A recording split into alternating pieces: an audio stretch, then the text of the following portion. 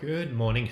This is Axel Merk, President Chief Investment Officer of Merk Investments. I'm giving you a morning update here on several different items.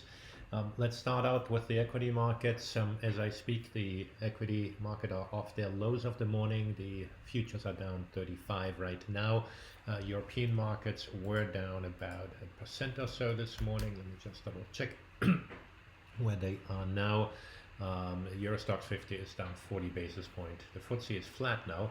CAC 40, the French index, is down 30 basis points, and the DAX is down 0.5%. So they have also come off their lows. Not surprisingly that they move in tandem. In the bond space, we do have the 10-year up 6 ticks, the 30-year up 16 ticks. We do have the 3-month LIBOR now at 111. I've been looking at that because 2 weeks ago it was 135. It's slowly coming down. It is relevant because the 3-month T-bill is at only 9 basis points. So obviously a huge spread there. Usually the LIBOR rates are 25 basis points above the Treasury bill rate also. And then we got the Fed funds rate, the effective Fed funds rate is currently at 5 basis points. In the currency space, we do have the Kiwi, the New Zealand dollar, the strongest currency, and that's on the backdrop of higher than expected inflation numbers, a little bit higher. Just for those who don't follow those sort of things too closely, often when a country has higher than expected inflation, the currency actually moves higher, and the reason is because an expectation that the central bank will be doing the right thing and have tighter policy than is currently priced in. And so obviously then the proof is always in the pudding how this is going to play out. On the weakest side, we now have the sterling the weakest. Before we had, I believe, the Norwegian krone was also quite weak, because the big story, of course, today is crude oil. As I speak, the West Texas is down 39%. We had it 40% down earlier at $11.14. Lots of people are pointing out that that's for kind of current delivery. If you go further out, the future curve, as it's called here for crude, is obviously moving steadily higher, but in the short term there's not too much supply.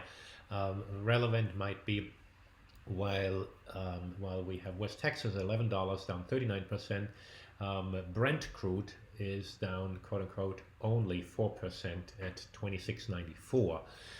And when it comes to commodities, everything is local, especially in a crisis. It's just there is no perfect arbitrage opportunity aside from quality differences, logistical differences, and what may be a contributing factor is that Russia has indicated that they're going to lower output, and so that obviously has more of an impact on Brent than West Texas. But still, when I see numbers like crude oil being down 40%, what I have to wonder, aside from obviously the big reason is obviously we have an oversupply, even with the announced with the production cuts, and we don't know what to store the stuff. And so we're running out of capacity, and when we run out of storage capacity, you're gonna see more some extreme price action. That's not too surprising.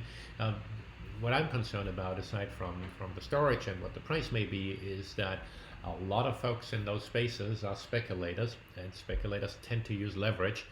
You don't usually price into your model a 40% price move in crude, especially after it has gone down that much. And so the question is there somebody blowing up, and is that going to have some ripple effects as that party is being cleaned out in some sort of fire sale? And so I don't know whether that's happening. You would hope and think that everybody has sufficiently prudent policies. And if a small guy blows up, it doesn't matter. But if a big guy blows up, it does matter. At least in the short term, you'll see then more erratic moves. And so it is something to keep out. Economic data, not too much today. The Chicago Fed has a national activity index that was down, not too surprisingly. The Fed, end of last week, has indicated they're now quote unquote only buying 15 billion worth of treasuries a day. These used to be monthly amounts. These are now daily amounts. So and then let's shift here maybe more towards the kind of the virus sort of information. There was a op-ed, I believe, that the Nevada casinos want to open up pretty soon, and we got to have more and more of these discussions. Obviously, reasonable minds may disagree on the timing, and without a doubt, some mistakes will be made along the way. The question is obviously that you have to capture those sort of mistakes and whatnot. My best guess is, just as I mentioned last week, if a stadium opens, not every last seat is going to be sold. People are going to be reluctant to go to Nevada, to a casino, where they think they're going to be in a crowded space. And so the pickup of people heading to these places is going to be gradual, which as a result and also gives people time to learn. On the flip side of it is that presumably extensive cleaning will need to take place and whatnot, and that may be good for local unemployment. And what's unfortunate in all of this discussion is that because we're in a political season, it's all been highly politicized. Oddly enough, that whereas here, folks who are more on the Republican side seem to want to think that everything needs to open up right away, and more left-leaning seem to think, oh, we got to take it safe. That's not the same around the world. I was just listening to some things back in Germany, and the right seems to be more on the tough side, and the left seems to be more on the relaxed side regards to opening. And so just when you do a check about the way you stand yourself, just to keep in mind that we have herd mentality in all of that. I try to be as agnostic as I can in all of that, just trying to figure out what it all means. The one thing though is I do look, and many of you I presume as well, we look at these daily charts, and if you go to the Johns Hopkins University website, they have this virus, the count, and they have a state-by-state breakdown these days as well. Both Ohio and Arizona are a bit concerning to me. There's some smaller states as well, but they don't have enough numbers to really make a difference. Where in Ohio the curve is reaccelerating, in Arizona they doesn't seem to be so great either. And who knows, those might be data blips, but for practical purposes, it's quite likely that some states will be getting this virus better under control than others.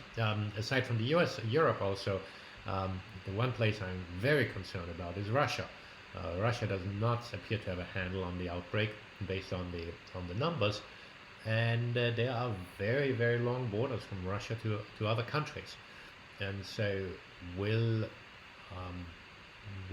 Russia be able to contain it, and to the extent that they can or not contain it, will that have spillover effect to the rest of the Europe? And then obviously with all of that, the global economy needs to get back into gear, and for that, by all means, I would think travel in the future is going to be less than, or different at least, than it has been in the past.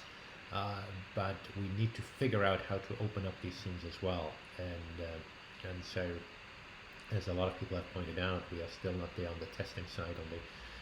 If we're going to pursue contact tracing, there's a lot of groundwork to be done, and obviously there are lots and lots of questions what that means for privacy. And talking about which,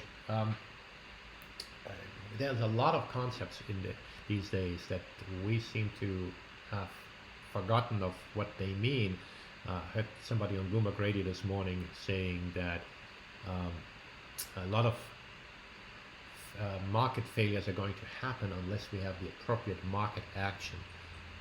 That just sounds terribly backwards to me. And it takes me back. I mean, it's just like we have to spend our way out of everything and so forth.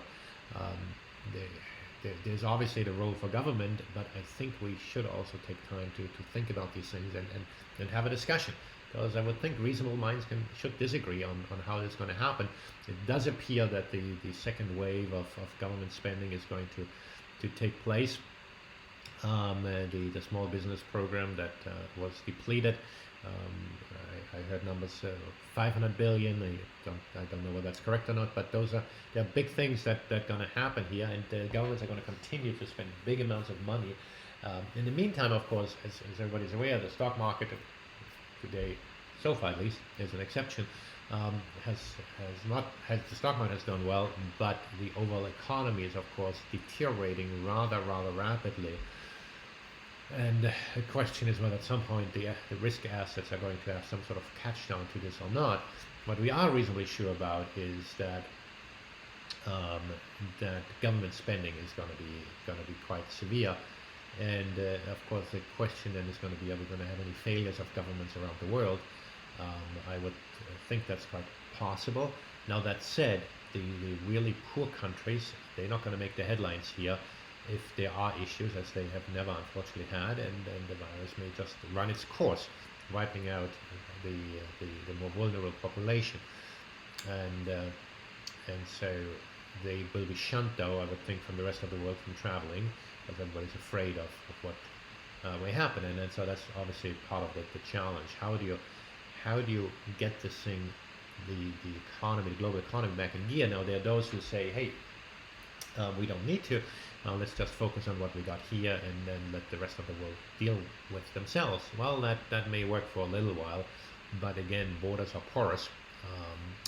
Be that for migration workers for the harvest, or be that for business trips. Those will happen in some form or fashion. They might happen at a suppressed level, but we still need to figure out how things are going to work. And again, my best guess is we're going to have a patchwork of local solutions, be it country specific or even state or district specific or business specific. Every business will have to figure things out. Every country also has different things. In France, when you went out, you needed to have some sort of certificate, some paper that you were allowed to go out. In Germany, you need to have a business plan, a sanitary plan, or whatever it is, right? And in the U.S., we have different rules depending on the county. But mostly it's just a type of business, and the US, yes, of course, you've got to figure out how to do this in a reasonable way, and then in practice, people take this with varying levels of seriousness. Anyway, gold. Let's have a look at that. The spot price is at 1687, up 450. The futures is at 1702, and so that spread has come down a little bit. With that, I'll leave it at this for today. Have a good day. And if you, before I pass out, I should be showing you some disclosure. So let me do that. Let me show you disclosure before I wrap this up. I had some notes here as well. I think I've gone through most of those. And if you have questions, feel free to reach out. I have at the bottom, I can put this here. I have here a link where you can submit questions, and I try to get to you. Maybe I can address them while I speak here, or I can address them afterwards offline. Thanks, and have a great day.